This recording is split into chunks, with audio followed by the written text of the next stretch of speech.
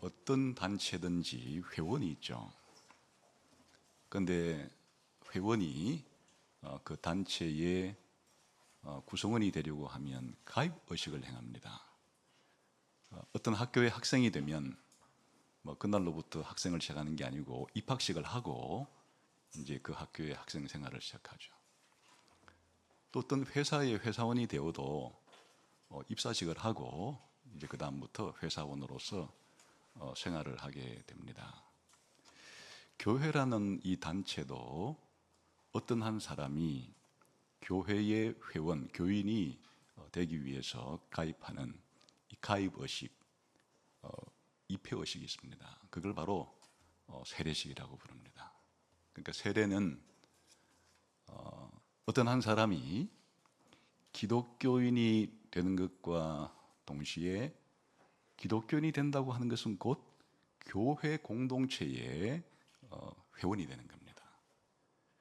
그래서 신약교회의 가장 이 두드러진 특징, 이 신약의 교회가 무엇인가 하는 교회의 정체성이 이 세례라고 하는 예식 속에 아주 농축되어 있습니다.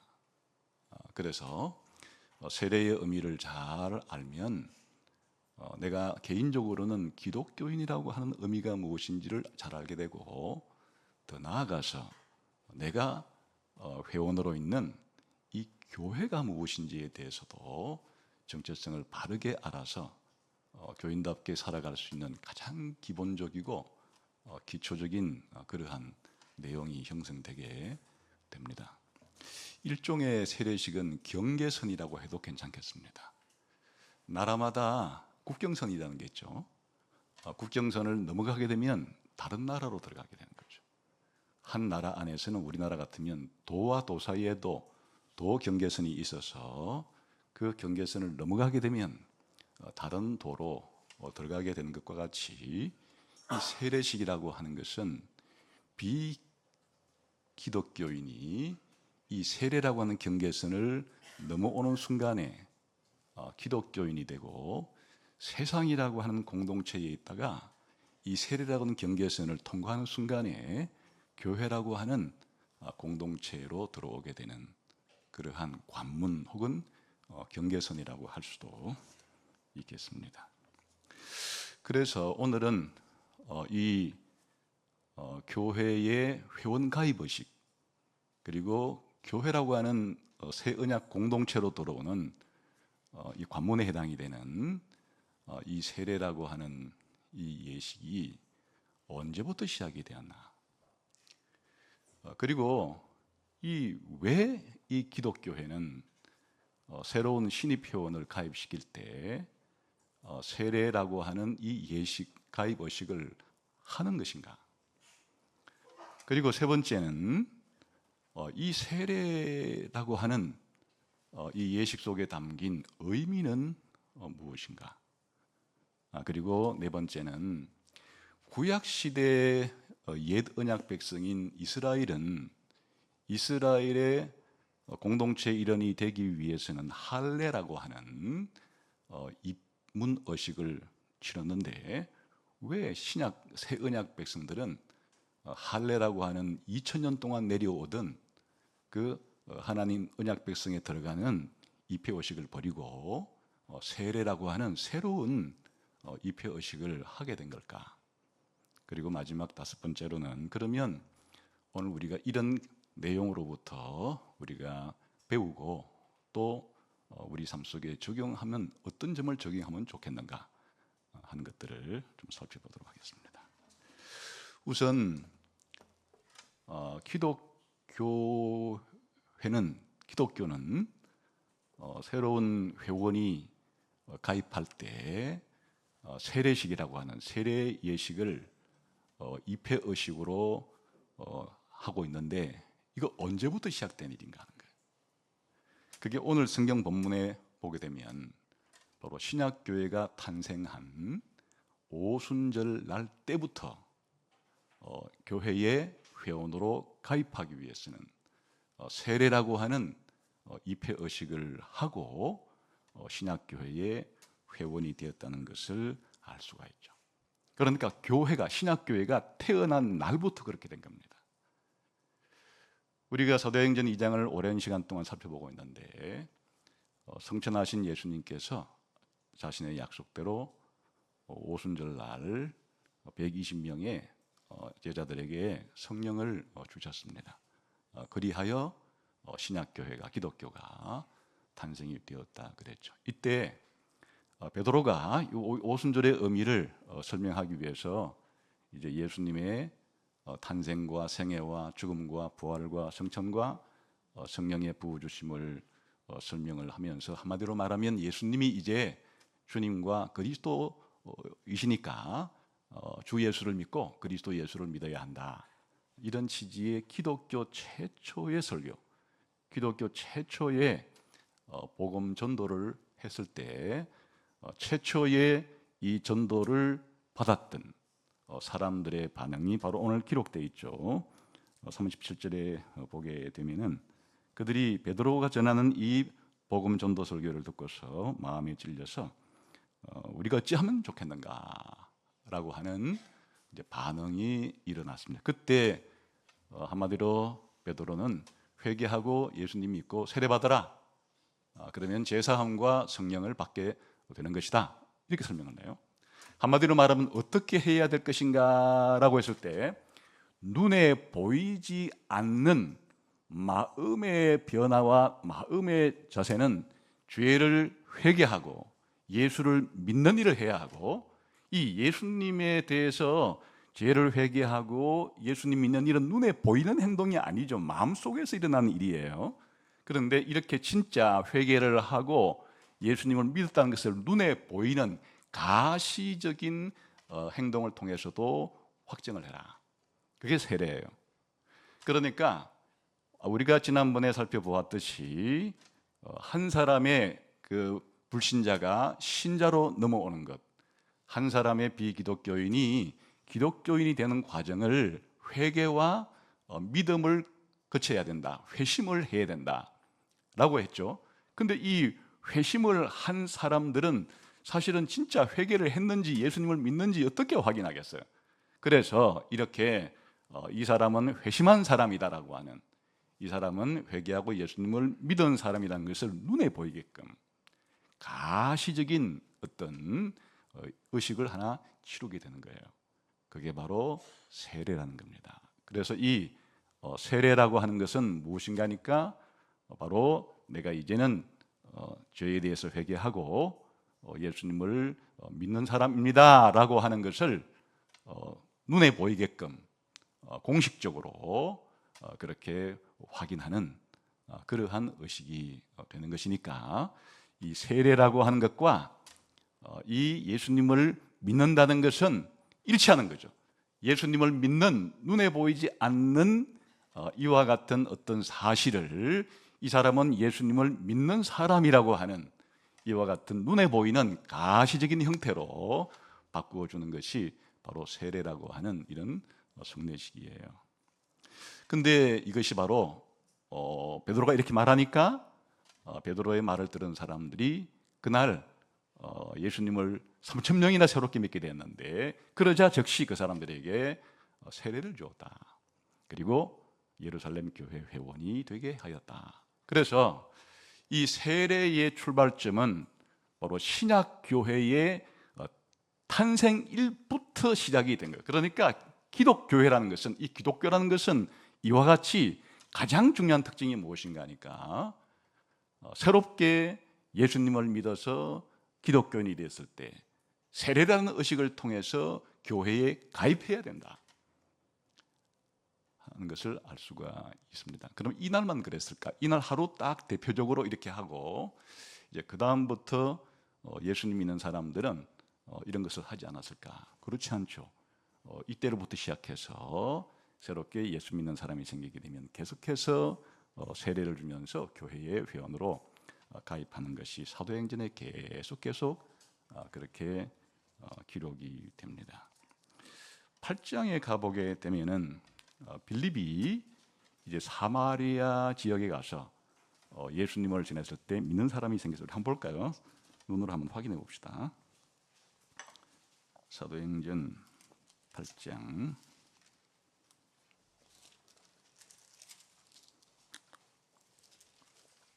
12절과 13절을 한번 읽어보죠. 시작. 빌립이 하나님 나라와 예수 그리스도의 이름에 관하여 전도함을 그들이 믿고 남녀가 다 세례를 받으니 시몬도 믿고 세례를 받은 후에 전심으로 빌립을 따라다니며 그 나타나는 표적과 그 능력을 보고 놀라니라. 그러니까 빌립이 전도한다는 것은 결국 이제 하나님 나라가 가까웠다, 회개하고 예수 그리스도를 믿어야 하나님 나라에 들어갈 수 있다, 이렇게 전도를 하니까 빌립이 전하는 예수님을 믿었습니다. 그 믿은 사람들을 그냥 두지를 않고, 그래서 이제 그들이 다 세례를 받았다, 거꾸로 말하면 세례를 주었다, 그리고 교회 안으로 편입을 시켰다. 우리가 지난 시간에 보았던 사마리아 전도에서 중요한 전환점이다 그랬는데 그때 또 이렇게 나타나고 있죠. 그 다음에 조금 더 뒤로 내려가 보면 8장 36절 38절을 한번 읽어봅시다. 시작. 길 가다가 물 있는 곳에 이르러 그 내시가 말하되 보라 물이 있으니 내가 세례를 받음에 무슨 거리낌이 있느냐.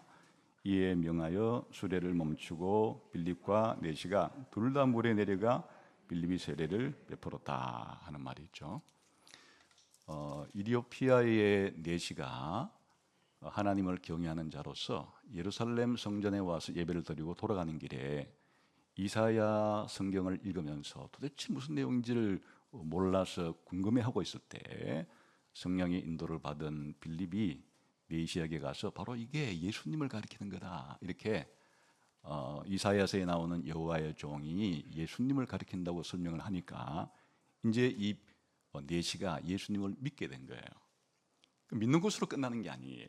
그냥 이제 예수님이 드디어 오셨구나, 이사야서에 예언된 그 구원자가 오셨구나, 이렇게 예수님 믿은 것으로 끝이 나는 게 아니라 그 말이에요. 이렇게 마음으로 믿은 사람이 생겼을 때 눈에 보이는, 밖에 보이는 의식을 치르는 거예요. 그래서 이 내시에게도 세례를 주었다, 이렇게 기록이 되어 있죠. 그 다음에 조금 더 이제 기록을 넘겨서 9장 17절, 18절을 보겠습니다. 시작. 아나니아가 떠나 그 집에 들어가서 그에게 안수하여 이르되 형제 사울아, 죽어온 내가 오늘 길에서 나타나셨던 예수께서 나를 보내어 너로 다시 보게 하시고 성령으로 충만하게 하신다 하니 즉시 사울의 눈에서 비늘 같은 것이 벗어져 다시 보게 된지라. 일어나 세례를 받고, 유명한 사도 바울의 회심 사건이죠. 이 바울이라는 사람이 기독교인들을 체포해서 감옥에 가두기 위해서 그렇게 다메섹으로 가는 중에 예수님께서 나타나셨고, 이제 이 바울이 그 강렬한 빛에 의해서 눈이 먼 상태에서 있을 때 주님께서는 아나니아를 보내서 이 바울에게 세례를 주게 하죠. 그러니까 이제 바울이 예수님을 믿고 난 이후에 이렇게 또 세례를 받는 거예요. 그 다음에 고넬료 사건을 한번 보죠. 조금 더 넘겨서 10장 47절 48절 한번 보겠습니다. 시작. 이에 베드로가 이르되 이 사람들이 우리와 같이 성령을 받았으니 누가 능히 물로 세례 베품을 금하려 하고 명하여 예수 그리스도의 이름으로 세례를 베풀라 하니라. 그들이 베드로에게 머물기를 청하니라. 유명한 이방인 최초의 회심 사건인 이 베드로가 로마 백부장 고넬료와 그 집안에 복음을 전할 때 성령님이 내려오셨고, 그래서 이제 베드로는 이 사람들이 예수님이 보내주시는 성령을 우리와 똑같이 받았기 때문에 구원받은 사람이 되었다. 그것으로 끝난 게 아니에요. 성령을 받았으니까 그 이상 더 무엇이 필요하겠어요. 그런데 그것이 확인 절차가 끝나자 세례를 주었다 이렇게 말을 하죠. 그 다음에 뭐 이런 사건은 이제 그 이후에도 계속되는데 사도 바울이 1차, 2차, 3차 오늘날 터키와 그리스에 해당이 되는 지역으로 선교 여행 갔을 때도 그 지역에서 복음을 전해서 예수 믿는 사람이 생기면 또 세례를 주는 거예요. 가장 대표적인 경우가 빌립보 지방에 갔을 때 강가에서 자주장사 하던 루디아와 그의 가족이 바울이 전하는 말을 듣고 예수님 믿게 돼서 또 세례를 주는 거예요.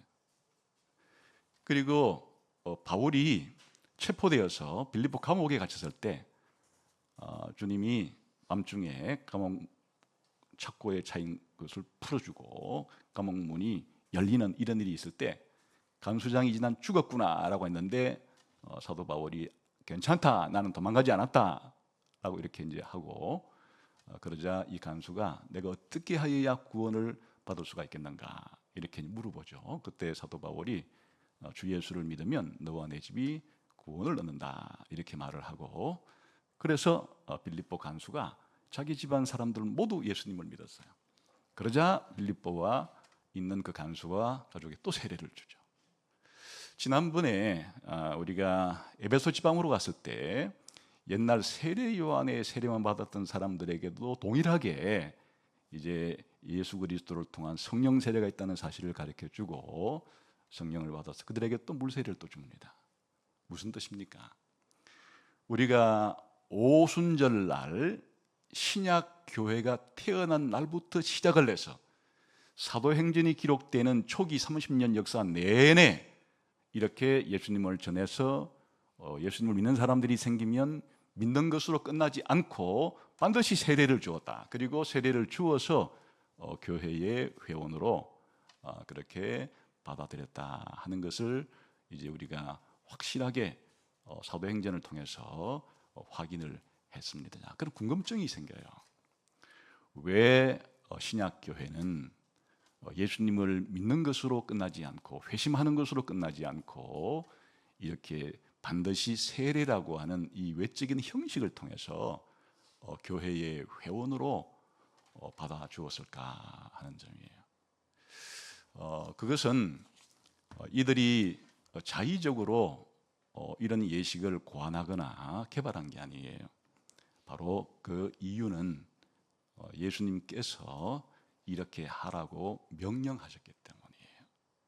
예수님께서 예수님을 믿는 사람들이 생겨났을 때 반드시 세례를 주어라 라고 하는 예수님이 명령을 하셨기 때문에 다시 말하면 예수님께서 이렇게 세례를 주라 하는 이 의식을 제정하신 거예요. 그러니까 이 교회가 예수 믿는 사람들에게 확인하고 세례를 주는 것은 바로 예수님이 이 세례식을 창안하시고 예수님이 이 세례 의식을 제정하신 것이에요. 중요한 내용이니까 이것도 한번 성경을 확인하고 넘어가죠. 마태복음 28장 보겠습니다.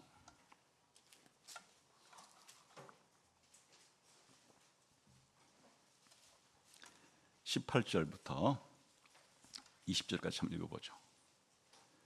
시작. 예수께서 나와 말씀하여 이르시되 하늘과 땅의 모든 권세를 내게 주셨으니 그러므로 너희는 가서 모든 민족을 제자로 삼아 아버지와 아들과 성령의 이름으로 세례를 베풀고 내가 너희에게 분부한 모든 것을 가르쳐 지키게 하라. 볼지어다 내가 세상 끝날까지 너희와 항상 함께 있으리라 하시니라. 이 말은 예수님께서 부활하신 이후에 성천하시기 전에 지상에 남아있는 이 제자들에게 예수님 재림할 때까지 예수님의 제자들이 해야 될, 달리 말하면 교회가 해야 될 지상 명령을 내리시는 장면이에요. 여기에 가장 중요한 것이 뭔가 하면 모든 민족으로 예수님의 제자를 만들라는 것인데, 이렇게 하기 위해서는 먼저 예수 믿는 사람이 없는 지역으로 선교사를 보내야 되는 거예요. 가서 선교사를 보내서 그 다음에 선교사들이 가서 예수 믿으라고 베드로와 바울처럼 이렇게 복음을 전할 때 믿는 사람들이 생기면 반드시 아버지와 아들과 성령의 이름으로 세례를 주어라. 세례를 주어라는 거예요. 세례를 주어라는 얘기 자체가 세례를 받은 사람들이 바로 교회가 되는 거예요. 교회의 회원이 되는 거예요.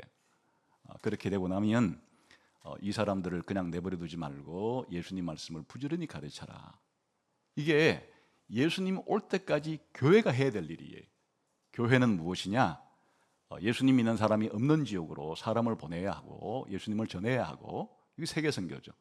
그리고 이 복음을 받아들인 사람들은 세례를 주어서 교회를 만들고 교회 회원이 되게 하고, 그 다음에 교회의 회원들에게는 끊임없이 예수님의 말씀으로 표현되는 성경 말씀을 가르쳐야 하고, 이게 예수님 올 때까지 교회가 해야 될 일인데, 여기에 바로 세례라는 것은 교회의 필수 요소로서 예수님이 직접 제정하신 것이다. 그래서 우리가 세례를 왜 받느냐, 세례를 왜 주느냐 하는 것은 바로 예수님께서 지상명령으로, 대위임령으로 그렇게 명령하신 아주 중요한 예수님의 명령이기 때문에 그 명령을 순종하기 위해서 하는 것이다 하는 것이에요. 그러면 세 번째, 예수님은 도대체 이 세례가 무엇이길래 이렇게 반드시 가서 복음을 전하고 예수님 믿는 사람이 생기면 이렇게 세례를 주어서 기독교인이 되게 하고 교회 회원이 되게 하였을까? 엄청나게 중요한 의미가 있기 때문에 이렇게 말씀을 하신 거겠죠. 여기에 이 세례의 가장 기본적인 두 가지의 필수 요소가 있는데, 아까 우리가 그 사마리아 전도할 때도 잘 드러났는데, 그리고 또 지금까지 사도행전 읽어본 것을 보게 되면 세례식을 행할 땐 반드시 더 이상 생략하면 되지 않는 이 두 가지가 있어야만 반드시 세례식이 되는 그 두 가지 요소는 뭡니까? 물을 가지고, 물로 세례를 주면 어찌 맞겠느냐, 물을 가지고 하는 것이고, 또 하나는 주 예수의 이름으로, 예수의 이름으로 세례를 준다 그러죠. 예수님은 아버지와 아들과 성령의 이름으로 이렇게 했는데, 사도행전에 보게 되면 예수님의 이름으로 세례를 준다. 그러니까 이 세례식을 구성하는 요소는 이 두 가지예요. 물을 사용한다는 것, 그리고 예수님의 이름을 사용한다는 것. 더 넓게 말하면 아버지와 아들과 삼위일체 하나님의 이름을 사용한다는 것. 이 두 가지가 세례식의 가장 기본적인 요소인데, 여기에는 이 상징이 포함하고 있는 내용이 있는 거예요. 마치 우리가 간판, 사인이라 그러죠. 그 간판을 보게 되면 여기가 금은방인지, 여기가 학교인지, 여기가 식당인지 그거를 알려주는 것과 같이, 이 물로서 아버지와 아들과 성령의 이름으로 세례를 준다, 혹은 예수 이름으로 세례를 준다 할 때 이것이 의미하는 것이 있는 것이에요. 그것이 뭔가 하면 일단 물을 사용하는 것인데, 왜 이 물을 가지고 세례를 사용하는 것인가? 사실 이 물 가지고 세례를 설명하는 것은 사도 베드로도 그렇게 물 가지고 설명하고, 또한 사도 바울도 물을 가지고 이 세례를 설명해요. 그때 물의 의미가 무엇인가 하면, 베드로가 설명한 것은 베드로전서 3장 18절에서 22절까지 보게 되면 노아의 홍수의 그 물이 바로 세례라고 불러요. 그리고 사도 바울은 이스라엘 사람이 출애굽해서 가나안 땅으로 가는 길목의 첫 번째였던 그 홍해를 건너갔는데, 그 홍해를 건너가는 것을 세례라고 불러요. 그러니까 사도 베드로는 우리 기독교인들이 세례를 줄 때 사용하는 물의 근원을 어디까지 거슬러 올라가는 거니까, 노아 홍수 시대의 물까지 거슬러 올라가서 바로 기독교인이 세례 때 주는 이 물은 노아 홍수 때의 물과 같은 의미를 가지고 있는 것이다, 이렇게 설명하고, 사도 바울은 이 기독교인들이 세례 줄 때 사용한 물은 옛날 이스라엘 백성들이 홍해를 건너갈 때 그 홍해의 물을 그렇게 상징하는 것이다 이렇게 말해요. 이것도 성경으로는 확인해 보는 게 좋겠죠. 그래야 좀 머릿속에 확실히 남을 것 같으니까 한번 베드로전서 3장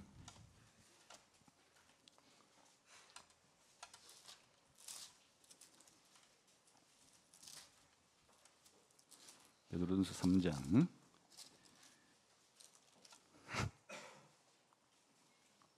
18절부터 22절인데 그냥 21절 한번 읽어봅시다. 시작. 물은 예수 그리스도께서 부활하심으로 말미암아 이제 너희를 구원하는 편이 곧 세례라. 여기까지 읽겠습니다. 지금 노아 홍수 사건을 설명하면서 이 물이 바로 세례다 이렇게 설명을 하고 있죠. 그 다음에 사도 바울이 설명하는 고린도전서 10장도 한번 보겠습니다. 고린도전서 10장 1, 2절 한번 읽어보겠습니다. 시작. 형제들아 나는 너희가 알지 못하기를 원치 아니하노니 우리 조상들이 다 구름 아래 있고 바다 가운데로 지나며 모세에게 속하여 다 구름과 바다에서 세례를 받았다. 그러니까 이 홍수 사건이 세례를 상징하는 것일 뿐 아니라 홍해를 건너간 사건 때 이것도 바로 세례를 받은 것이다 이렇게 설명을 하죠. 이게 무슨 뜻인가 하면 노아 시대의 홍수 때 물이었던 출애굽 시대 때 홍해의 물이었던 물은 두 가지의 기능을 하는 것이에요. 언약 백성 바깥에 있는 사람들에게는 심판을 죽음을 내리는 도구가 되고 하나님께 구원받은 언약 백성에게는 생명을 구원을 얻는 그런 통로가 되는 것이에요. 노아 시대 때도 이 홍수 심판이 죄인들 하나님께 구원받지 못한 언약 백성 바깥에 있는 사람들은 그 홍수로 인해서 심판과 죽음을 당하는 거예요. 그러나 하나님의 언약 백성인 노아의 8식구는 이 물을 통해서 결국은 구원을 받죠. 출애굽 때 홍해 사건도 마찬가지예요. 그냥 이스라엘 백성이 홍해를 건넜다가 아니에요. 그 홍해의 물은 언약 백성 바깥에 있는 이집트 사람들에게는 죽음, 심판을 선고했고 그리고 하나님의 언약 백성인 이스라엘 백성에게는 구원을 선사하는 통로가 된 거예요. 그러니까 이집트의 군병들은 그 홍해 속에서 수장당하는 심판과 죽음이 홍해의 물을 통해서 이루어지고 이스라엘 백성은 그 홍해를 통과해 나가게 됨으로써 이제 새로운 생명을 얻게 되는 하나님의 구원을 받게 되는 그러한 이중적인 기능이 바로 죽음과 생명, 심판과 구원이 이 바로 물이라고 하는 이 사건을 통해서 그렇게 이루어지는 거예요. 그러니까 기독교인들이 사용하는 이 물은 이 이외에도 여러 가지 다른 의미들이 있습니다. 그러나 가장 중요한 것은 바로 이 물은 심판과 구원의 도구로 사용되는 것이에요. 다시 말하면 죽음과 부활에 대한 도구로 이중적인 그런 작용을 하는 것이 바로 세례 때의 물이에요. 자, 그런데 이 세례 의식을 행할 때 물 가지고만 하지를 않고 여기에 반드시 이름 하나가 동원이 된다 그랬죠. 예수 그리스도의 이름으로 세례를 받는다. 예수님의 이름으로 세례를 받는다고 하는 의미는 무엇인가 하면 예수님과 하나 된다, 예수님과 연합이 된다는 것을 상징적으로 보여주는 것이에요. 그래서 기본적으로 이 세례 때 사용하는 물은 죽음과 생명, 구원과 심판을 상징하는 것인데 이게 세례를 받을 때 어떻게 세례받는 사람이 죄에 대해서 죽고 의에 대해서 살아나는가, 하나님께 심판을 받은 것으로 간주가 되고 이제 구원받은 사람으로 그렇게 되는가 하는 것은 예수님과 연합이 되기 때문이에요. 그래서 갈라디아서 3장 16절에 보게 되면 예수 그리스도와 연합하여 세례를 받는데 이것은 예수 그리스도를 옷 입는 것과도 같다 이렇게 말을 하죠. 그래서 기본적으로 이 세례라고 하는 것 자체가 어떻게 그럼 우리가 죄에 대해서 죽고 의에 대해서 살아날 수 있는가? 다시 말하면 우리가 죄 용서를 받고 새롭게 영생을 얻을 수가 있는가 하게 되면 예수님과 연합이 되기 때문에, 예수님과 연합이 되게 되면 예수님과 함께 죽고 예수님과 함께 부활하는 일이 일어나기 때문이다. 이렇게 설명을 해요. 그래서 사도 바울은 로마서 6장을 통해서 우리가 세례를 받는 것은 예수님의 죽음과 함께 연합해서 세례를 받고 또 함께 장사되었다가 예수님과 함께 살아나는 것이다. 이게 세례의 의미라고 그렇게 설명을 하죠.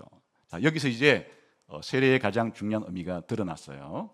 세례를 받는다고 하는 것은 이제 이 사람은 죄에 대해서 죽었다는 표시고 또 이제 의에 대해서 살아났다는 사람인데 어떻게 이 사람이 죄에 대해서 죽어서 죄는 용서받고 의에 대해서 살아나서 영생을 얻을 수 있는 사람이 되는 것인가? 예수님과의 연합 때문에 그렇다 하는 것이 바로 세례의 가장 중요한 의미예요. 이제 세례받는 이 사람은 예수님과 연합되어서 예수님과 함께 죽고 예수님과 함께 살아난 사람이 되었습니다.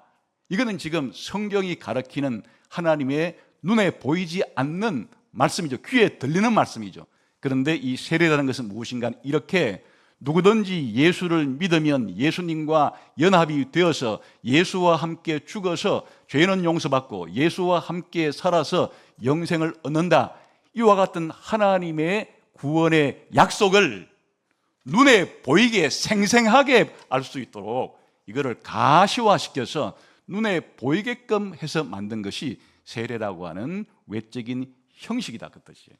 그래서 예수 그리스도의 이름으로 혹은 삼위일체 하나님의 이름으로 세례를 주면서 이제 이 사람은 좁게 말하면 예수님과 연합된 사람이고 넓게 말하면 아버지와 아들과 성령 삼위 하나님과 연합된 사람으로서 이제 예수와 연합이 됐기 때문에 예수님과 함께 죽고 함께 살아난 사람이 되었다.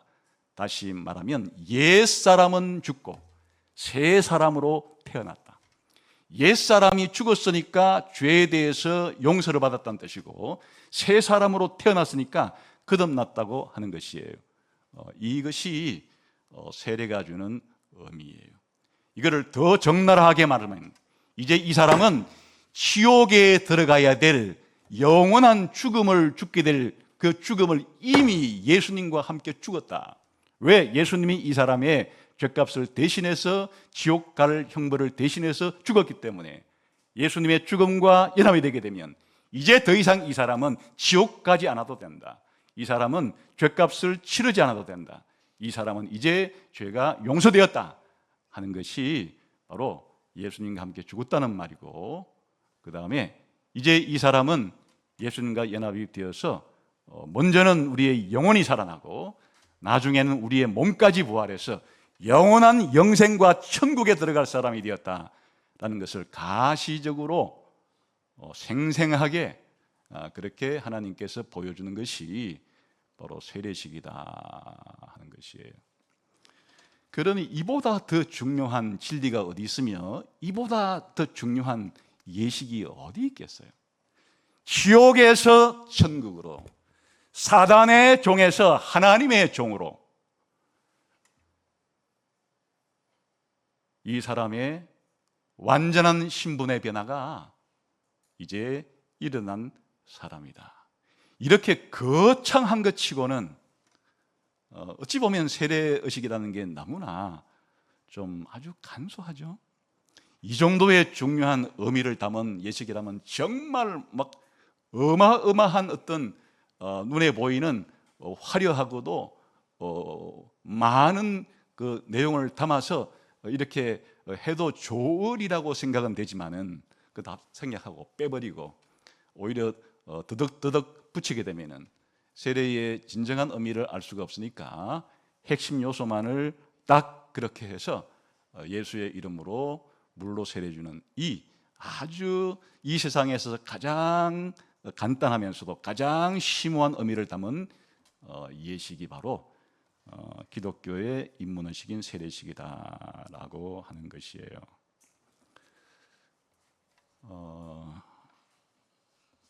그러면 왜 이 구약 시대의 옛 언약 백성들에게는 하나님이 할례라고 하는 의식을 이렇게 하게 했다가 이 신약 시대의 새 언약 백성들에게는 이 세례라고 하는 형식으로 내용은 같아요. 내용은 같은데 형태를 바꿨을까 하는 거예요. 이 할례라는 의식도 사실은 기본적인 의미는 이 남자의 생식기의 표피 일부분을 잘라내는 것인데, 이 잘라낸다 하는 것을 기본적으로 가지는 의미는 죽음의 의미를 가지고 있어요. 하나님이 주전 2000년경에 아브라함에게 할례를 의식을 제정해 주면서 이 할례 의식이 있기 전에 이 창세기 15장에 먼저 하나님이 아브라함과 언약식을 맺어요. 그때 언약식을 맺는데 어떻게 언약을 체결하는가 하면 아브라함 보고 그런 양이나 이런 짐승을 둘로 쪼개놓으라 그래요. 둘로 쪼개놓으라 그러고 이 쪼갠 고기 사이로 횃불이 지나가는 장면을 보여줘요. 이게 이제 고대의 언약식을 체결하는, 계약식을 체결하는 아주 전형적인 형태 가운데 하나인데, 이 짐승을 쪼개놓고 계약의 양 당사자가 그 쪼갠 고기 사이를 통과해 가는 것은 아주 중요한 엄숙한 의식인데, 만일 우리가 이 계약을 어기면 이 쪼개진 짐승처럼 쪼개질 것이다, 죽을 것이다 라고 하는 아주 엄숙한 그런 그냥 계약을 맺는 것 자체가 기분 좋았니까 맺었다가 기분이 나빠서 또 계약을 취소하고 이런 차원의 문제가 아니에요. 생사를 가르는 이 계약을 지키는 것은 생명이지만 계약을 어기는 것은 죽음이라고 하는 것을 생생한 의식을 통해서 하게 된 거예요. 그 얼마나 드라마틱해요. 이 짐승을 쪼개놓고 계약의 양 당사자가 그 쪼갠 고기 사이를 통과해가면서 계약식을 체결할 때, 만일 우리가 이 계약을 어기면 이 짐승처럼 쪼개져서 죽을 것이라고 하는 그것을 나중에 아주 간단한 형태로 축소시킨 것이 할례라고 하는 남자 생식기 일부를 잘라내는 것을 통해서 이것을 아주 심플한 형식으로 만든 것이에요. 그러니까 이 할례라는 의식 속에도 죽음과 생명이라고 하는 이 두 가지의 내용들이 아주 간단한 형태로 그 속에 들어 있어요.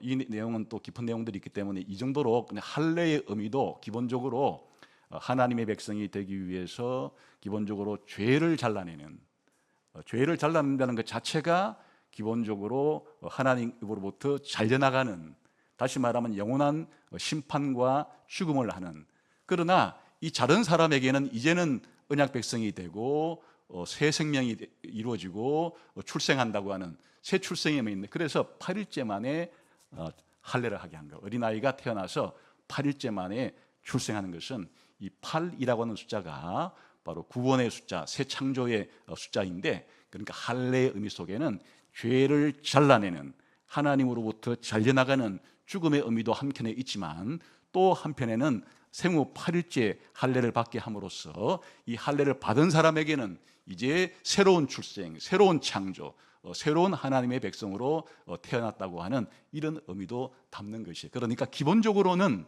할례든 세례든 이 죽음과 이 생명, 심판과 이 구원이라는 두 가지의 요소가 이 의식 속에 있는 것인데, 그럼 왜 내용은 사실은 똑같은 것인데 왜 형태를 바꿨을까 하는 것이에요.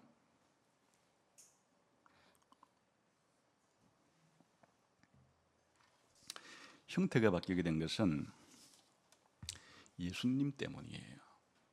예수님이 오셨기 때문이에요. 예수님이 오셔서 우리의 구원에 필요한 모든 것들을 다 이루셨기 때문이에요.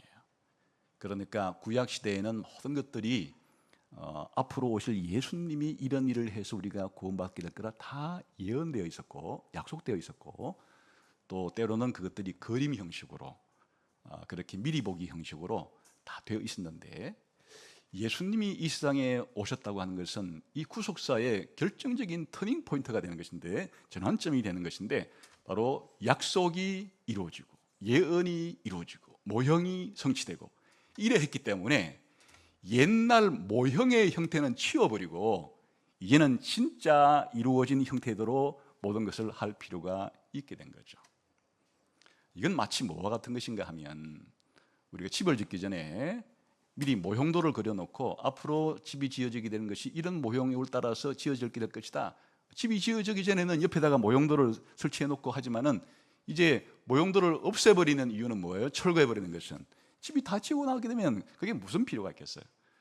그와 마찬가지로 의식의 변화가 생긴 것은 바로 예수님이 오셔서 이 우리에게 필요한 구원을 받기 위해 필요한 모든 구원 사역을 다 이루시고 다 완성하신 이 놀라운 일이 일어났기 때문에 예수님이 오시기 이전에 그런 하나님의 구원의 은혜를 가시적으로 보여주는 옛 그림자와 같은 모형과 같은 것은 다 이제 치워내고 완전히 예수님이 오신 다음에 진짜 원형에 해당되는 진짜 성취된 모습으로서의 모습을 가장 잘 드러내주는 그런 예식으로 바뀌게 된 것이다. 그런 것이. 그래서 이제 이 모든 변화가 예수님에 의해서 일어나기 때문에 예수님 중심성이 여기 들어있는 것이에요. 그래서 세례식을 예수님 자신이 제정했고, 또 세례의 의미가 뭐라 그랬어요? 예수님과 함께 연합되어서 예수님과 함께 죽고 예수님과 함께 부활한다고 하는, 전부 다 세례식을 도배하고 있는 것은 예수님과의 연관성, 예수님 중심성이에요. 왜? 예수님이 오셔서 이제 모든 구원 사역을 이루었기 때문에 우리가 구원받을 수 있는 거니까 이 세례식에는 온탱 예수님으로 그냥 다 덮여 있다, 그런 뜻이에요. 예수님 중심성이 이 세례가 할례에서부터 변화되게 된 첫 번째 가장 결정적인 이유이고, 두 번째는 이렇게 예수님이 오신 이후의 교회는 옛 언약 교회인 이스라엘과 비해서 가장 큰 특징이 보편성이에요. 구약 시대의 옛 언약 백성들은 가장 범위가 넓어도 이스라엘이라고 하는 그 한정된 민족과 국가의 틀 안에서만 교회가 구성되었어요. 아주 극소수의 이방인들이 하나님을 믿겠다는 신앙 고백을 하면 물론 할례를 받게 해서 가입한 건 아니지만 그건 그야말로 0.000 아주 극소수의 무시해도 좋을 정도의 그런 일이고, 거의 구약시대의 대다수의 99.9%의 그런 언약 백성들은 전부 다 아브라함의 후손이라고 하는 혈통을 중심으로 한, 그리고 한 이스라엘이라는 민족과 국가를 중심으로 한, 그리고 거기에다가 남자만, 여자는 제외하고 남자만 그렇게 의식을 지극히 아주 제한적이고 편협하고 부분적인 그와 같은 구성원들이 특징이었다면, 신약교회의 가장 중요한 특징이 뭐라 그랬습니까? 바로 보편성이에요. 이제는 예수님 믿고 새 언약 백성이 될 수 있는 범위 자체가 유대인과 이방인의 차별을 철폐해버린 거예요. 그래서 사도행전의 가장 중요한 사건들은 전부 다 이제 유대인으로부터 시작해서 유대인과 이방인의 혼혈족인 사마리아인을 거쳐서 그리고 완전한 이방인에게로 이렇게 복음이 더 이상 2000년 동안 구분되어 왔던 유대인과 이방인이라고 하는 분리의 장벽을 완전히 철폐해서 이방인이 되었건 유대인이 되었건 누구든지 예수님만 믿으면 하나님의 교회의 회원이 될 수 있는 새로운 보편적인 이 교회가 탄생을 한 것이에요. 그래서 여기에 걸맞도록 하기 위해서 세례는 뭐를 철폐하는가 하니까 유대인과 이방인의 구별을 철폐해요. 그리고 남자만 주는 관행도 철폐해요.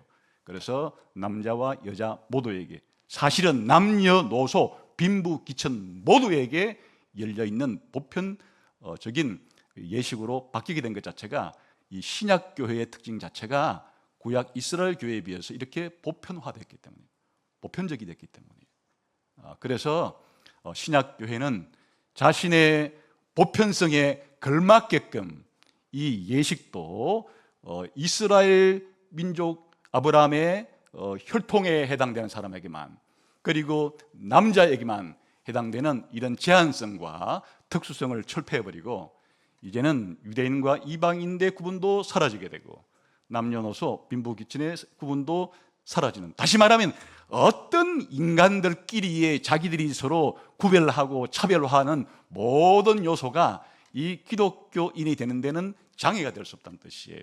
이 모든 것들을 다 철폐해버리고 이제는 유대인과 이방인, 남녀노소, 빈부귀천을 막론하는 누구나 예수를 믿는 이 조건 하나면 다 하나님의 언약 백성이 될 수 있다는 보편성을 가장 잘 드러내주는 게 바로 세례의식이기도 하다, 그런 겁니다. 그래서 의식을 바꾸게 된 거예요. 만약 지금도 이 할례에서 세례로 넘어왔다 그러면 어떻게 되겠어요? 이 이제 복음은 전 세계로 다 확장이 되는데 여전히 유대인이 되어야 된다 그러면 모든 다른 이방인들도 일단 유대인이 되어야만 되는 것, 얼마나 큰 장벽이 있겠어요? 그러나 여전히 하나님 백성이 된 언약의식은 남자에게만 한다? 이 인류의 절반이 여성인데 여성들에 대한 차별이 되는 것이겠죠. 그래서 교회는 이 모든 구별과 차별에 대한 철폐를 해서 교회가 얼마나 거대한 보편적인 세계적인 공동체인지를 이 세례라는 아주 단순한 형식 속에, 그래서 이제는 누구든지 유대인이나 이방인이나 종이나 자유인이나 남자나 여자나 딱 그리스도 안에서 하나가 될 수 있는 놀라운 형식이 바로 세례라고 하는 형식이다, 그런 뜻이에요.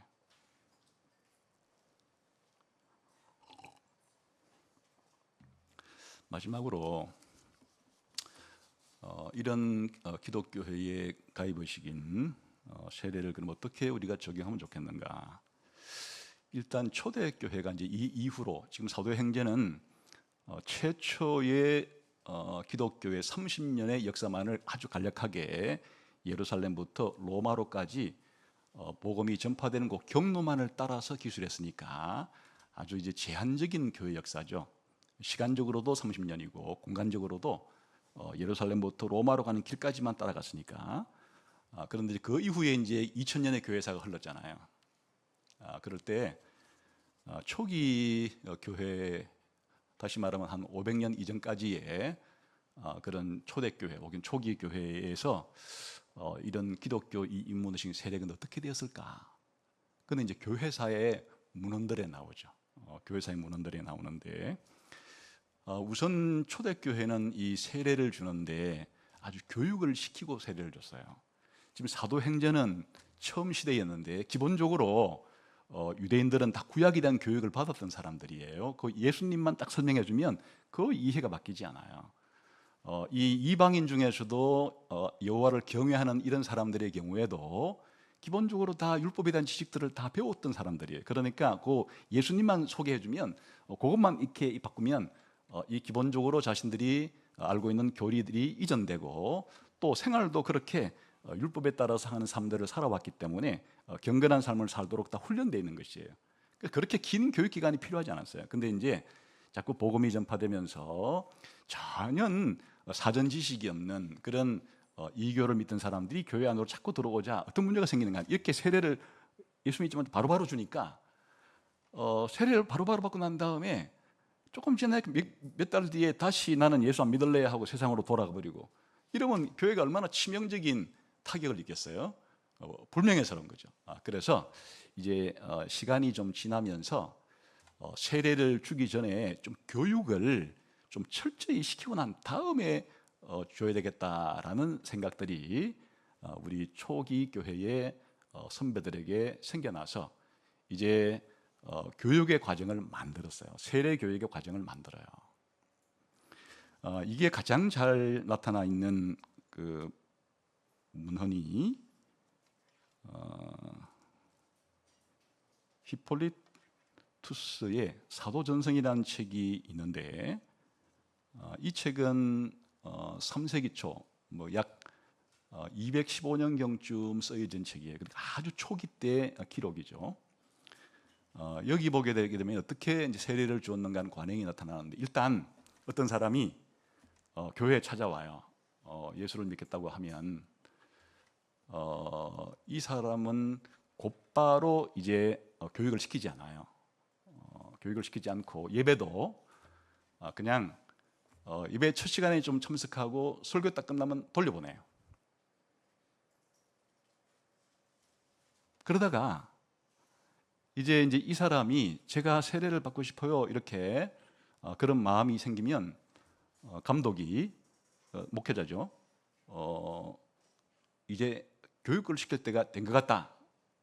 이렇게 이제 판단이 되면 이제 그때부터 이 사람은 이제 세례 예비자가 되는 거예요. 세례를 받을 준비자 혹은 그 예비자가 되는 건데 이제 이 사람에게 이제 교육을 시키기 시작해요. 그거를 카테큐메나트라고 불러요. 카테큐메나트라고 부르는데 이제 기간은 한 2, 3년 정도 교육을 시켜요. 일단 예배도 이제는 아까 처음 이 교육 과정에 안 들어온 사람은 그냥 설교 끝나자마자 돌려보냈는데 이 사람들은 이제 처음 일부 예배가 주로 이 말씀을 전하는 이런 예배였는데 그 예배 끝까지 다 설교 끝난 뒤에도 예배 끝날 때까지 다 참석하게 해줘요. 그리고 이제 개인적으로도 여러 가지의 교육 과정을 통해서 교육을 시키게 돼요. 그러다가 이런 사람은 이제 우리가 뭐라고 부르는가 하면 아까 말한 것처럼 기본적으로 세례를 이제 받고 싶다고 하는 이런 이제 생각을 가지고 세례를 준비하는 세례 준비 교육이 되겠죠. 요즘으로 말하자면 학습 교인 정도 되는 거예요. 그렇게 이제 준비를 시켰다가 드디어 이제 이 사람이 정식으로 세례를 받고 싶습니다. 이런 마음이 이제 생길 거 아니겠어요? 그러면 이제 이 사람을 세례 받기 직전에 세례 예비자라고 할 수 있겠죠. 기본적으로 이렇게 이제 세례를 후보자가 되겠죠. 세례 예비자에서 세례 우리가 흔히 말하는 대상자로 이렇게 표현하기도 하는데 세례 후보자가 돼요. 그러면 이제 이 사람에게 본격적인 또 다른 2단계 교육을 시작하는데 이때는 한 40일 정도 교육을 시켜요. 그러니까 이제 흔히 부활절 때 세례를 주었는데 그 부활절 전부터 40일 전 해가지고 40일 이제 40일 동안이 집중 교육 기간이 인텐시브 교육 기간이에요. 이 기간 동안에는 주로 뭘 가지고 교육을 시키는가 하니까 우리가 오늘날 사도신경이라고 부르는 사도신경에 해당되는 이런 교리적인 내용들을 이제 그때부터 아주 집중적으로 가르쳐 줍니다. 그때는 문서가 없으니까 입에서 입으로 구두로 이것들을 전성시켜 주는 거예요. 쉽게 말하면 가르쳐 주는 거예요. 그리고 암송하게 하는 거예요. 그리고 이제 세례를 받고 세례를 받은 이후에도 또 한 일주일 정도 세례 이후 교육도 시키는데 이때는 본격적으로 뭘 가르치는가 하니까 세례와 성찬의 의미를 가르쳐요. 그러니까 이 세례와 성찬이 너무 중요한 거기 때문에 이것들을 오용하지 않기 위해 지금까지는 안 가르쳤다가 세례 받고 난 이후에 세례의 의미와 성찬식의 의미를 가르치고 세례 때 했던 자기가 하겠습니다 하는 그런 이제 의무로 하겠다는 각오도 했으니까 그거 계속 잘해야 된다 이런 격려를 하는 이런 식의 교육 기간이 있었어요. 그러니까 그냥 교회 찾아와서 예수 믿겠다는 사람에게 곧바로 세례를 주지 않았다 하는 걸 알 수가 있어요. 그리고 세례식은 그럼 어떻게 했느냐? 여기에 세례식도 이제 아주 사도행전에 나오는 세례식은 단순했죠. 너무너무 단순하다 못해 그냥 아버지와 아들과 성령의 이름으로 물을 가지고 세례 주는 이 아주 간단한 형태에서 이제 많은 내용들이 거기가 첨가돼요. 아마 이 세례의 중요성을 좀 더 부각시키기 위해서 이렇게 기본적으로 내려오던 기본 요소에다가 필수 요소는 아닌데 자꾸 다른 것들을 첨가시켜서 좀 더 이 의식이 중요하고 이 의식이 담긴 의미를 더 잘 알게 하기 위한 아주 복잡한 이런 의식이 되었는데 이제 세례받는 날이 되게 되면 다 물에서 세례 주는 거니까 이제 흐르는 물이라든지 그런 물에서 이제 세례를 주는 거니까 물가로 사람들을 세례받았으면 다 불러내요. 제일 먼저 어린 아이들부터 세례를 주고 그 다음에 남성들부터 그 다음 세례를 주고 그 다음 여성들 순으로 이제 차례차례 세례를 주기 시작을 했어요. 근데 이제 세례받는 의식이 좀 크게 보면 두 단계로 나누어지는데 1단계는 이제 세례받을 사람들을 불러 모아요. 이렇게 불러 모았다가 서쪽을, 지금 여기가 동쪽이고 여기 서쪽이 지금 서쪽을 향해 서게 해요. 서쪽을 향해 서게 해서 마귀와의 결별식을 먼저 해요. 어떻게 하는 것인가 하면, 사탄아, 나는 너와 너에 대한 모든 예배와 모든 미신적인 행위들을 끊어버린다 선언하는 거예요. 사탄에게 나는 더 이상 너의 꼬봉이 아니다. 나는 이제 너의 부하가 아니다. 네가 가르치는 대로 믿지도 않겠고 네가 하라는 대로 따라하지도 않겠다. 그래서 사탄과의 결별 선언을 이렇게 하면은, 그 다음에 이제 그 사람들에게 세례 줄 사람이 이렇게 말해요.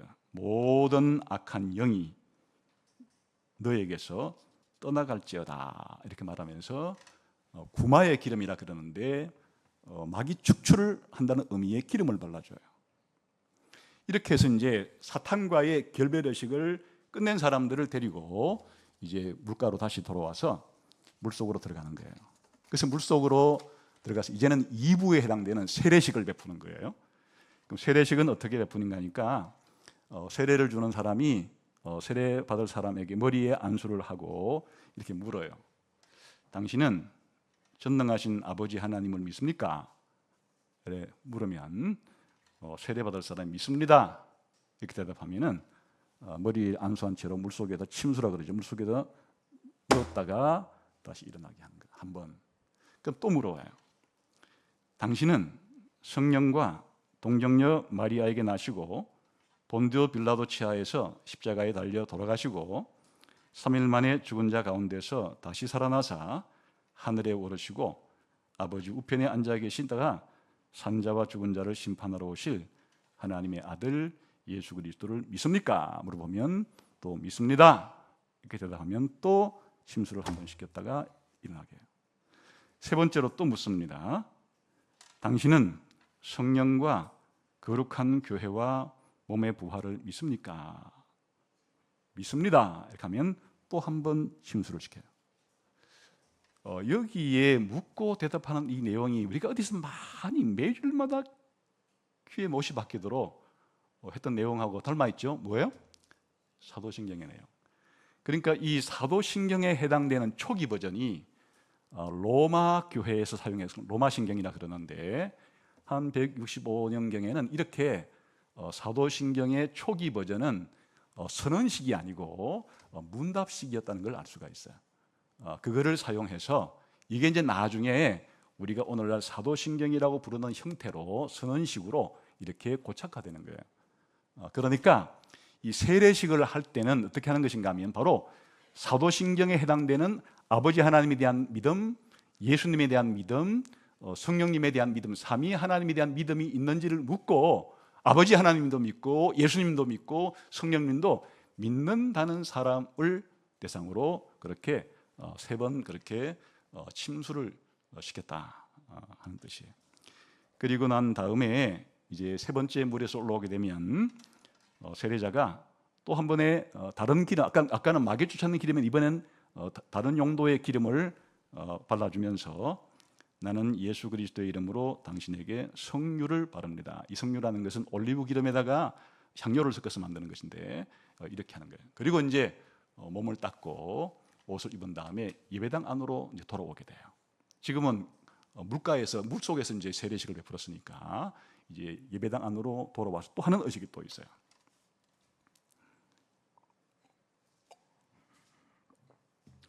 당시에 감독이 세례 받은 사람들에게 손을 얹고 또 안수를 하면서 이렇게 기도를 해요. 성령의 중생의 목욕으로 이들을 죄사함을 얻기에 합당한 사람들이 되게 하신 주 하나님, 이들에게 은혜를 베푸셔서 이들이 주님의 뜻대로 주님을 섬기게 하소서. 영광이 성령과 더불어 아버지와 아들에게 거룩한 교회 안에서 이제와 영원히 있을지어다. 마치 삼위일체 하나님의 이름으로 축도한 것 같은 그런 기도를 해주고, 그 다음에 손에다가 성료를 부어서 그 성료를 그 세례받은 사람이 또 안수를 하면서 부어주고 이렇게 말해요. 전능하신 주 아버지와 예수 그리스도와 성령 안에서 성류를 당신에게 바랍니다. 그리고 이마에 십자가 표시를 해주고 입맞춤을 해줘요. 그리고 이렇게 말합니다. 주께서 당신과 함께 하시기를. 그러면 안수를 받고 기름 바른 이 사람은 이렇게 대답하죠. 또한 당신의 영과 함께 하시기를. 이렇게 하고 나면 온 교회가 이제 함께 기도를 하면서 세례받은 사람에게 함께 축하해주고 이렇게 입맞춤을 하면서 이렇게 세례식이 끝났어요. 여러분 들어보니까 어때요? 이렇게 하고 싶죠? 아니 좀 이렇게 중요한 의미를 사탄과 결별하고 하나님, 삼위 하나님과 연합되는 이 엄청난 일이 죄에 대해서는 죽고 의에 대해서는 살아나고 지옥과는 결별하고 천국에 들어오게 된 이 엄청난 의식을 하는데 그냥 성부와 성자와 성령의 이름으로 세례를 준다, 이것보다야 이렇게 하게 되면 이 의식의 중요성이 더 세례받는 사람들과 또 세례 이미 받은 사람들에게 세례식이 베풀어질 때마다 얼마나 그것이 이 중요한 의식이다, 이렇게 확인이 되었겠어요. 그러니까 여기서 우리가 알 수 있는 것은 무엇인가 하면 사도행전에는 나오지 않는 다른 여러 가지 요소를 자꾸 덧붙여서 세례의 의미를 좀 더 부각시키기 위해서, 세례 속에 담긴 의미를 좀 더 확장해서 설명하기 위해서 이런 다른 요소들이 들어가게 됐다는 걸 알 수가 있고, 그리고 여기에 두 가지 뚜렷한 1, 2부로 나누어진다는 걸 알 수가 있죠. 아까 봤죠? 먼저는 누구와의 관계를 끊는다고요? 자신이 그동안 지배를 받았던 종로로 됐던 사단과의 관계는 끊어버리고 이제 삼위 하나님과 새로운 연합관계를 체결하는, 맺는 그런 아주 뚜렷한 의식으로 했고, 그리고 이제 사도행전에는 나오지 않는 기름을 발라주고 머리에 십자가를 긋고 또 이렇게 하는 이 의식은 이제 무엇인가 하니까 사실은 성령을 전달해 준다고 하는 이런 의미를 내포하고 있는데, 이것은 원래 세례 받을 때 세례 자체가 바로 성령을 부어주시는 것과도 같은 것이에요. 물 세례 자체가 예수님과 연합되는 것이지만 다른 말로 말하면 성령을 주시는 것이 바로 세례의 의미이기 때문에 사실은 세례의 의미 속에 이게 다 포함되어 있는데, 이걸 조금 더 부각시키기 위해서 그렇게 성령을 상징하는 기름을 부으면서 실제로 성령이 이 사람에게 전수된다고 하는 그런 의식들을 더 심어주는 역할을 했다. 그럼 우리가 어떻게 평가하겠어요? 이게 더 발전이 되어서 나중에 가톨릭에서는 이 자체를 하나의 성례로 또 만들어 버려요. 이렇게 십자가로 이마로 십자가를 이렇게 긋고 그렇게 기름을 부어주는 이런 안수와 도유를 하는 이 자체를 견진례라 그래서, 견진성사라 그래서 성령을 전달해주는 그런 의식으로 생각하는 그런 별개의 성경에는 없는 그런 성례를 만들어내게 되고, 나중에 종교개혁자들에게 비판을 받았습니다. 우리 개신교에서는 예수님이 제정하지 않은 그런 성례는 있을 수가 없으니까 그런 건 다 철폐하고 오직 예수님이 제정하신 세례와 성찬만을 이제 성례식으로 거행하는데, 바로 아무튼 우리가 배울 수 있는 것은 양면성이죠. 하나는 이 세례가 중요하니까 초대교회가 자꾸만 더 많은 그런 요소를 덧붙였으라도 세례 속에 담긴 의미를 좀 더 가시화시키려고 하는 그런 노력을 했다고 하는 이 동기면에서는 좋으나, 그러나 결과적으로 너무 복잡하게 점점 하기 때문에 원래 세례가 가지고 있는 그 의미를 감추고 축소시킬 그런 위험성도 있을 수 있겠다, 이렇게 생각하면 좋겠죠. 여기서 우리가 배울 점은 예수님을 믿는다는 것은 곧 그냥 개인이 골방에서 이제 나는 예수님 한번 믿어볼까 하고 개인적으로 예수님과 이렇게 살아가는 생활이 아니에요. 기독교인이 된다고 하는 것은 곧바로 교회라고 하는 언약 공동체에 가입하는 것이 동시에 이루어지는 것이에요. 다시 말하면 마치 우리가 집안에 태어날 때 빈 공간에서 홀로 부모도 없이 어느 공간에 태어나는 게 아니죠. 그냥 부모가 있는 가정에 태어난 것이고, 그 다음에 태어날 때는 또 형이나 누나가 있는, 또 언니가 있는 그런 집안에 태어나듯이 한 사람이 회개하고 예수님을 믿어서 회심해서 기독교인이 된다는 것은 그 독립적으로 살아가는 의미가 아니라, 기독교인이 되는 순간에 회심을 하게 되면 곧바로 공동체에, 이 신약교회라고 하는 새언약 공동체의 회원으로 들어가는 것이, 이게 기독교의 본질이라는 것이에요. 그러니까 우리의 신앙생활 자체는 개인적인 면이 있기도 하지만은, 이렇게 교회라고 하는 공동체 생활을 통해서 신앙생활을 해간다고 하는 것이 아주 중요한 특징이라 하는 것을 알 수가 있겠죠. 그리고 사실은 배울 점이 좀 있어요. 오늘날 가톨릭 교회는 이 전통을 거의 그대로 이어받아요. 그래서 전 세계 가톨릭 교회들은 이 초대교회의 이런 교리 교육 전통을 그대로 이어받아서 이런 단계별 교육들이 다 있어요. 이제 초대교회 2, 3년 했던 건 지금은 1, 2년 정도로 축소시킨 것 빼고, 또 세례받고 난 이후에 일주일에 하는 대신에 50일, 아예 오순절까지 교육하는 차이는 있고 하지만은, 기본적으로 우리가 로마 가톨릭 교회가 너무 말씀에서 떠났다, 너무 의식 중심적이다, 이래서 다시 말씀 중심으로 돌아왔다는 개신교보다 지금의 가톨릭 교회는 오히려 이 세례 교육을 더 철저하게 시킨다. 그런데 우리 개신교는 사실 교파마다 다르고 교회마다 다르고, 그래서 그냥 예수님 믿고 세례 주는 것에 대해서 너무 가볍게 생각하니까, 기본적으로 철저한 처음 기독교인이 되는 사람에 대한 교육의 질이, 교육의 양이 오히려 가톨릭보다도 사실은 더 부족하다 하는 자성을 할 필요가 있습니다. 그뿐 아니라 세례의 의미를 제대로 가르쳐 주지를 않아서 세례의 의미를 모르는 경우가 허다해요. 제가 이제 저희 교회에 교인이 되기 마지막 제가 문답을 할 때 물어보죠. 세례의 의미가 뭐라고 알고 세례를 그동안 받았습니까? 하면은 뭐 대답을 하시는 분들도 있지만은 아주 세례의 의미가 무엇인지를 이렇게 정확하게 또 체계적으로 아는 분은 거의 손에 꼽을 정도예요. 가뭄에 콩나듯 할 정도예요. 그러니까 사실은 기독교인이 되어서 교회 생활의 출발점이 이 세례 속에 담겨 있잖아요. 이 세례가 어떻게 시작이 되었고, 왜 시작이 되었고, 의미가 무엇이고, 이 세례를 주기 위해서 우리가 어떤 노력을 기울여야 하고, 이런 것들이 송두리째 사라진 상태예요.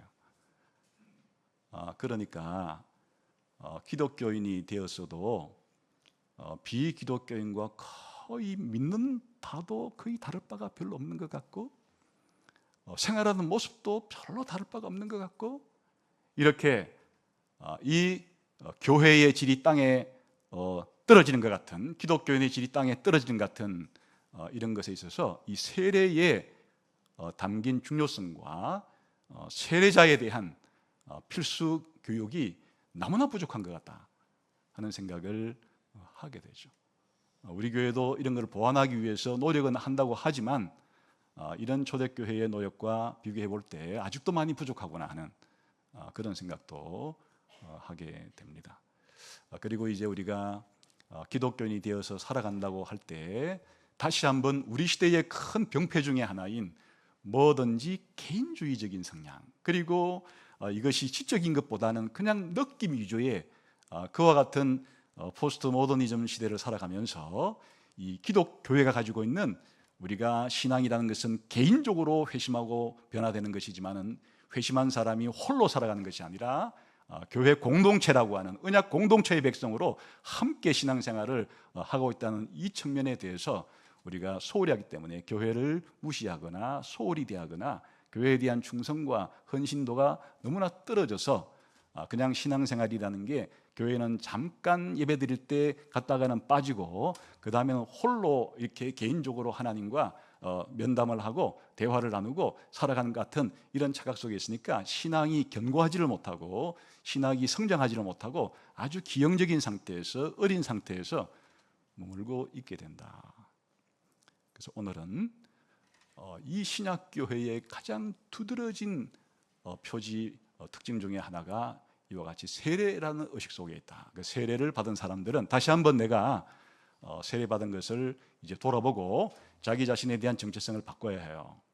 나는 예수님과 함께 연합되어서 죄에 대해서 죽고 의에 대해서 살아난, 이제 나는 확실하게 죄 용서받고 중생한 사람이다라고 하는, 나는 이제 옛사람은 죽었고 내 새사람은 태어났다라고 하는 이 확실한 의식을 가지고 우리가 세상에 나가 살 때 얼마나 다른 사람으로 살아가야 되는지, 내가 가지고 있는 이 믿음 체계가, 사상 체계가 불신자와는 얼마나 다른 그런 체계를 가지고, 사상을 가지고 살아가야 되는지, 또 여기에 걸맞는 도덕적인 수준은 더 세상 불신자보다 높아야 된다고 하는 그런 의식을 가지고 우리가 살아가는데, 이런 자원을 이미 주었죠. 이 세례를 받은 사람들은 바로 하나님의 은혜로 성령을 주셔서 이렇게 회개도 하고 믿음도 생기고 예수님과 연합된 것이니까, 그렇게 할 수 있는 풍부한 자원을 이미 여러분에게 주신 것이에요. 지금 예수 믿을 때 받은 신앙생활의 자원 가지고는 너무 부족하고, 뭔가 새로운 체험, 뭔가 놀라운 경험, 이런 것을 더해야만 예수 믿는 사람으로서 활기차게 살아갈 수 있지 않을까? 그건 좀 착각이에요. 이미 여러분이 예수님을 믿고 회심하고 세례 받았다고 하는 것 자체가 신앙생활을 제대로 할 수 있는 모든 것들을 다 여러분에게 하나님이 주신 것이란 뜻이고, 이 자원을 잘 사용하고 활용하면은 신앙생활을 더 성장시키고 더 건강하고 더 균형 잡힌 그런 신앙인으로 살아갈 수 있게 된다 하는 것이에요. 그래서 앞으로 교회를 생각할 때, 혹은 여러분 기독교인으로서의 여러분 개인을 생각할 때, 이 세례가 가지고 있는 이 중요한 의미를 잘 가슴판에 새겨서 세례 교인으로서 합당한 생활을 하기를 바라고, 또 아직 세례받지 않은 분들은 이제 힘을 써서 이 세례받기를 힘쓰시게 되는 여러분 되시기를 주님의 이름으로 축원합니다.